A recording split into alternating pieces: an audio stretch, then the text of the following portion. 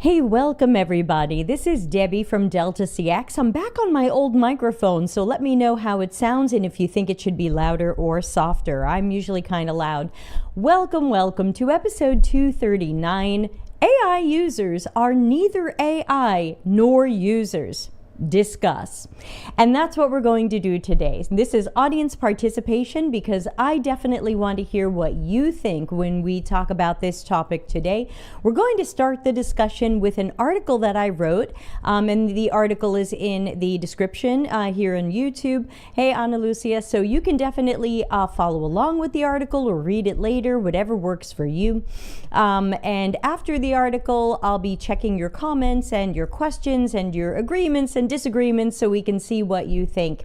For those of you who are frequent show watchers, yes, these are new glasses, and my AI filter, funny enough, my AI filter for my camera is not working today. So today you get to see what I put on a little makeup, but you get to see what I actually look like with just a little concealer on. I cannot fool anybody today. My AI filter for my camera died. Perfect for this show, right? AI, you can count on it. Hey Rima, how have you been? Happy to see you here. And as always, thank you to everybody who is a past, present, and future Patreon member. For those of you who are into the content that I create, the Patreon is for you.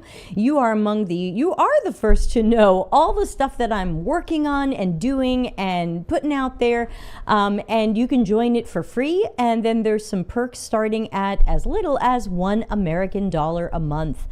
So I hope everybody will join up and support what I'm doing. Oh, Ana Lucia likes my glasses. Yeah, these have been a real hit. People like them. I also got some regular glasses, but I think people are not as excited about these. These are distance on the top and reading on the bottom. They're cute, but not as super cute. And for those of you who are curious, I got these from Zenni, hashtag not sponsored, Zenni. I forgot what they're called, but just look for, I think they're called dots or spots. I don't know, I get the site in Italian.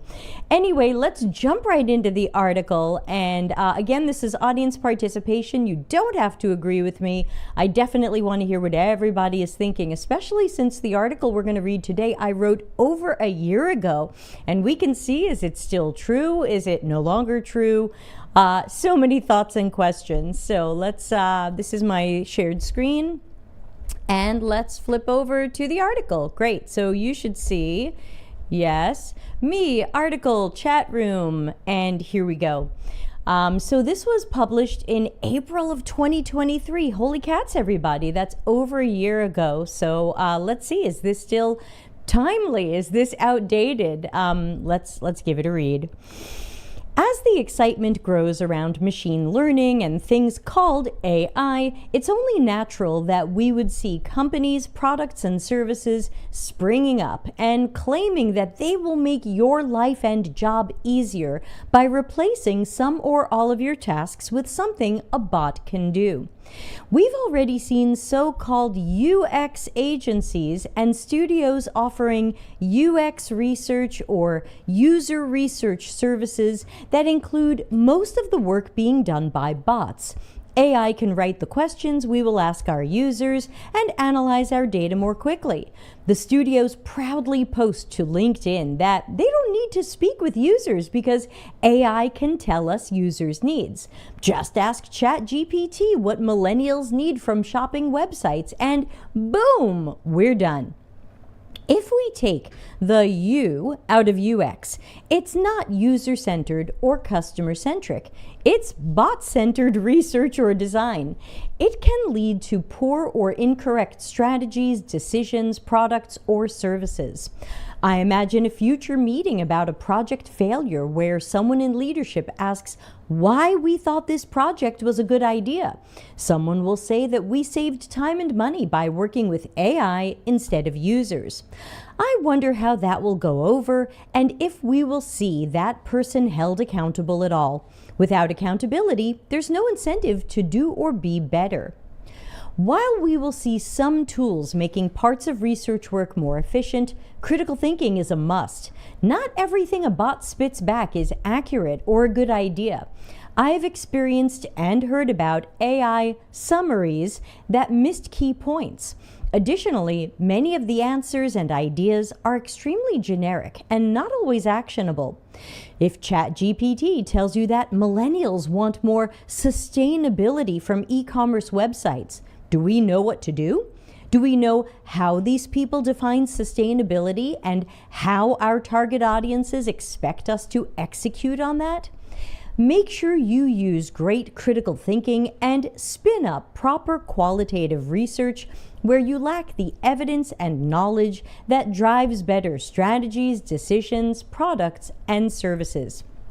My current prediction is that the agencies and studios using AI for UX tasks will run the risk of putting themselves out of business. Same for market research agencies asking bots questions instead of researching the market. If most of the work is being done by a publicly available and or inexpensive system, what stops your client from utilizing that system themselves? Companies hire agencies for talent. Once you replace your talent with a bot, there might be little reason to hire you. So here's a screenshot. And it was about ChatGPT suggesting that women around age 50 need products related to skincare, nutritional supplements, clothing, health and wellness, and tech. That's extremely broad. Good luck following through on the right executions of the right ideas. AI isn't AI yet. The term AI is thrown around endlessly, but it's not totally the correct term. These systems are modeled on existing data, artwork, music, text, photos, etc. This is ML, machine learning. A machine learns from the models on which it is trained and can then utilize and remix the data to deliver something similar, different, or summarized based on what you request. AI is artificial intelligence, which implies that the machine has human-style intelligence. It has critical thinking, reasoning, powers of deduction, can observe the world around it and draw conclusions around it. Current AI systems are drawing conclusions based on training models and data.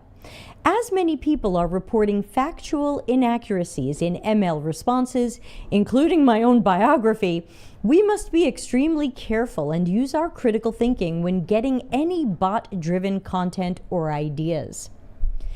AI users. A few companies are trying to cash in on the AI wave of excitement by claiming that you don't need to spend your time talking to or observing real humans. Instead, you can interact with bots that represent your user. These companies claim that you can learn what your users want or test ideas on them without the time or money spent on interacting with actual users. They appear to be saying this unironically. Perhaps you can be super meta and have your AI write some questions that AI can ask AI users. I don't call these AI users. I'm calling them demographic actor chatbots. Like many chatbot conversations you're having now leave you demanding a real agent to help you, fake stories and answers from a demographic actor chatbot might leave you hungry to learn what actual potential and current users do, need, and perceive. These are not users. Period. End of story. We can't even pretend that we are interacting with a user when we're interacting with a bot that is not our target user. If you are building products or services for ML bots, then perhaps it's appropriate to run research and testing with ML bots. But we should not even pretend that these are users or represent users well. One website offering this service is so strange that nobody can tell if this is real or a joke. But assuming this is real, here's a screenshot from their website showing an example of how you might use this technology. And there's a screenshot, I'll describe it. Your AI user is a 32-year-old logistics manager, single, lives in a 4-bedroom home in Madison, Wisconsin, loves computer games, is in a long-distance relationship, has 1 cat, and no living parents. Okay. And then what it shows is that your proposed solution, when matched up against this demographic information, scores a 3.5 out of 5. And the bullet points say, your synthetic users are happy but not moved with the overall solution, whatever that means. 2, your solution would benefit from a more upmarket and precious feel, whatever that means. And 3, your solution is lacking definition about the security measures in place to ensure the safety and privacy of their data.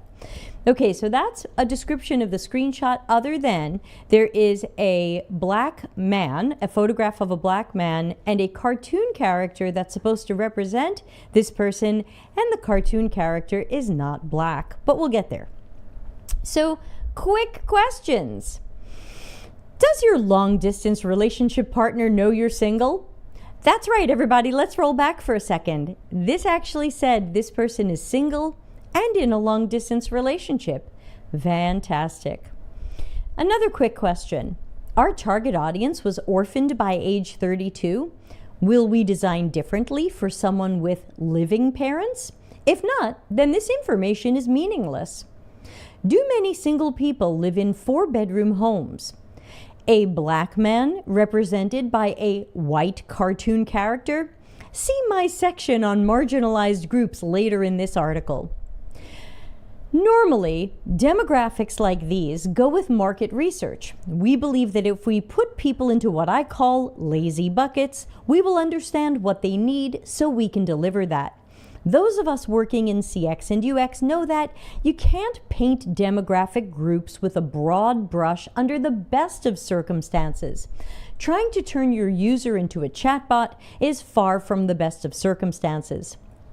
The screenshot above shows that we are suggesting a potential product or service to this demographic bucket represented by AI.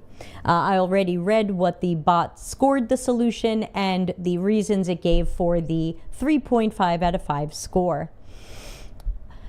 We don't know what the prompt or proposed solution was. Chances are it was a brief idea that did not go into detail about how precious the feel is or security measures that would be in place. What does it look like to be happy with a solution but not moved by it? Are these suggestions actionable? More importantly, if we ran observational or interview research with home-owning, cat-loving, simultaneously single and in a relationship, logistic manager millennials in Madison, would we find that they prefer upmarket and precious? Are they highly conscious of data safety and privacy? Have they recently left a vendor or decided against a company because of privacy concerns? Would any of our qualitative data match our bot data? We can know this. We can test these services by comparing what the bot says to what real users do and say when research is planned, executed, and analyzed by a qualified professional. You can then determine if one truly replaces the other. Given the long arc of our products and services and how we determine their successes or failures, you can measure whether bot-driven decisions ultimately saved time or money or produced better outcomes or results. Did they produce more customer satisfaction, more loyalty or retention? At my company, Delta CX, we just researched, this was early 2023, we just researched 35 millennials in America about a financial topic. We could see if our insights match an AI user somewhat, completely, or not at all. I don't plan to spend time in these AI user systems, and I'm not comfortable putting confidential client data into these. I have no idea how the data is used, or if what we enter will add to the training and be used for others. Perhaps you would like to test it out. Yeah, Ana Lucia says, what's an upmarket and precious feel? English is not my first language, and I usually don't have trouble understanding something, but I have no idea what that means. English is my first language, and I'm not sure what that means, other than it sounds like elegance. AI's handling of marginalized groups. There's a lot of ongoing, important discussion about the inherent bias in how ML models were trained. While I will not go into that in depth, the above screenshot shows a black user represented as a white cartoon character. It's a beyond poor choice that this company approved, and we can't blame AI since someone at the company approved this image. I assume they don't have AI creating art, AI creating web pages, and no humans driving the car. Current AI and ML don't represent anybody well, though this is way worse for marginalized groups. If your company cares about diversity, equity, equality, and inclusion, then you must include diverse humans in your research. Bots and generated models don't replace these people. Bots are too likely to be based on stereotypes about groups. If you think bots can replace humans and users, please do the following. 1. Find a set of users from marginalized groups who spend the most money with your company. 2. Sit them down in a room or on a video call. 3. Tell them how much you care about their experiences and opinions. 4. And then tell them how you won't include them in your research. You will work from the opinions of bots representing the people in the room. Step 5, see what those people say, and if they downgrade, leave, etc. This assumes you want to speak to those people at all. Of course, if you want to be meta, you can just ask your bot users these things and see if they're happy. Research with AI users isn't user research. Why are we asking robots to pretend they're our users and customers? People who will give us money and keep us in business? This should go too far, even for those who love speed over quality. Will you have bots fill out the surveys you send customers? Should we ask AI users for an NPS score? There's no replacement for observing and talking to target audiences. Even when we have marketing segments, UX personas, behavioral typologies, or other user profiles, we still need and do research. We shouldn't just look at these profiles and invent answers. Read enough articles and news stories and you will generally find two types of company failures: not researching with customers, or acting on bad data because they asked the wrong questions, the wrong people, or both. Replacing some or all of CX or UX research with AI or ML will feel cool until the results come in.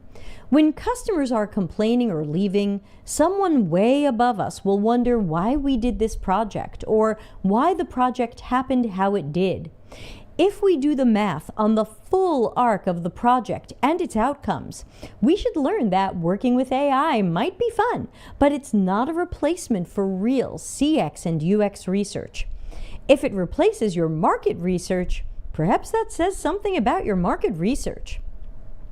So who is the target audience for such a service? If you're a CX, UX, market, R&D, or other professional researcher, you might see these services and think, this is wacky, I don't need this. Why does this company think I need this? They don't. You're not the target audience. The target audience is non-researchers who think researchers and research can be replaced by AI users, synthetic users, and digital twins. While many non-researchers know the value of observing and talking to potential and current customers, and know this can't be replaced by asking bots questions, many in marketing, product, and other domains might think this is better, cheaper, and faster. It can be part of the poor to mediocre things our teams do that we declare good enough. This is sadly just another thing trying to put our researchers out of work. The more we send the message of, you don't really need to meet your users, and you don't really need professionals to understand target audience's unmet needs, the more companies question needing researchers. We've already seen waves of them laid off. Customer centricity requires that actual humans be at the center of your research, strategies, decisions, designs, products, and services. Bots, ML, and AI aren't replacements or proxies. Companies will learn this the hard way, and then hopefully someone will be held accountable and we'll go back to interfacing with humans so that we can create what they truly need. P.S. Extra applause for Amanda Cano, who asked AI if AI should be used to replace human users, and AI said no. Plus this great article by Nilufar Salehi, sorry I probably pronounced that wrong, comparing the syntheticusers.com service to real research she and her team conducted. Unfortunately, I think Nilufar has moved more into AI since then, but this article was heroic no matter what's happened since then. And that's the article. Let's go back to a giant picture of me. Let's talk about it. Anybody have thoughts? Questions, agreements, disagreements? Ana Lucia says, not even these companies believe in their product. They have disclaimers saying they can't be held accountable by the outcomes of using data that came from their product. Ana Lucia is absolutely correct. If you read the terms and conditions of a lot of these, AI will write your research stuff. AI will interview your users. AI will be your users. All of it has legal disclaimers saying, well, we can't be held responsible for whatever our system gives you. And I think that's really interesting. Sorry, I'm mixing up my dinner shake. I think that's really interesting because while in some ways we understand logically that a computer system may not really be able to be held accountable for this, we want it to be held accountable. If it's giving us garbage information and we're basing decisions on that garbage, who's going to be held accountable? Ultimately, it could be the person who made the decision, and they would have to admit they worked from garbage information that they didn't double check. And I think a lot of people don't want to double check AI because they don't want to babysit it. They want to think, well, this was fast. I have the answers. I'll go with that.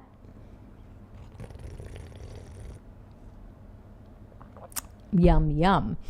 But we also talked about this in, what was it, episode 206, when we had the people from SEP on talking about AI and UX and how it hallucinates.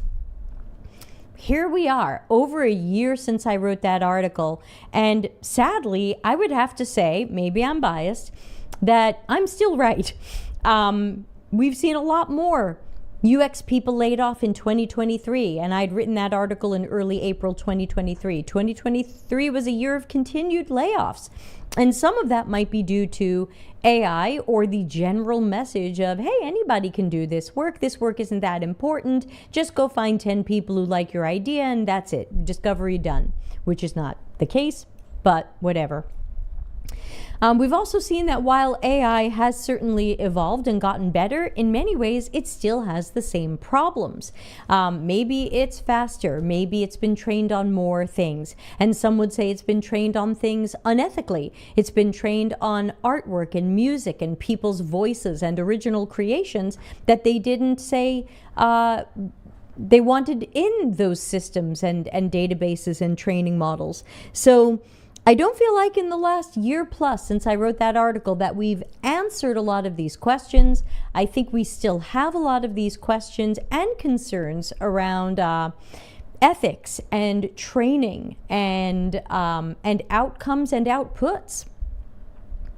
That's what I'm thinking on this topic. Anybody else have any other thoughts on this while I pull up my calendar and tell you about some things that are coming up on the live stream? Tomorrow, of course, is Q&A AMA with Dr. Nick. We'll probably start a few minutes late, but we will start. I just have another meeting back to back. Wednesday, we've got one of our last late webinars. I don't know if we'll need to reschedule this one, but we're going to be talking about better note-taking during research. Hopefully that one will happen, and if not, we will have to reschedule it. Every Thursday is our new live Q&A call for our new mastermind support group. This is a soft launch, and if you haven't joined it yet, you can check it out at cxcc.to/ support-group.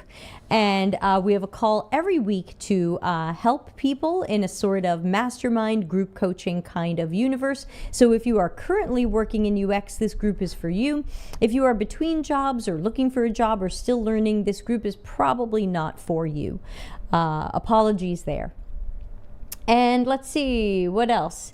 Next week we've got some more webinars coming. Monday we're going to talk about diary studies with David Snodgrass. Tuesday is Q&A, of course. And yes, Wednesday we'll be continuing the AI theme, talking about how a democratized job, and we've been talking about democratization for years now, a democratized job is easy for AI to take. And it's going to be a kind of tough and slightly painful conversation about the potential future of our jobs. Will AI take them? Could AI take them? Some say yes, some say no, so we're going to talk about that. If I don't see any other comments or questions from anybody, let's see, comments. So are there comments coming in on LinkedIn? Oh, yes, we are getting LinkedIn comments and they didn't come up today. Carly Grace, I'm so sorry. So hold on, let me read these off LinkedIn. They were left some time ago and I'm just seeing them now. Carly Grace says, I both laugh and cry when people mention synthetic users and ask what people think about it. Project managers and people who don't know anything about design are the only ones interested. Anyone in UX knows it's utterly useless. And then she also said it's also become easier to see this year just how stupid AI is. Yeah, there's a lot of potential, but it's long from where people seem to think it currently is. Yes, agree. Thank you for those super comments. Sorry I saw them so late. But thanks to our watchers on LinkedIn and on YouTube. Don't forget to, subscribe to the YouTube channel at CX-CC, Customer Experience, Customer Centricity. We're live a few times a week with different topics and shows. And yeah, don't forget to check out our new mastermind group in soft launch, more public launch coming this summer. So come be an early adopter. We've got 44 members already. So there is activity and life there. All right, so I'm going to sign out for now and set the screen on fire. And I look forward to seeing everybody tomorrow.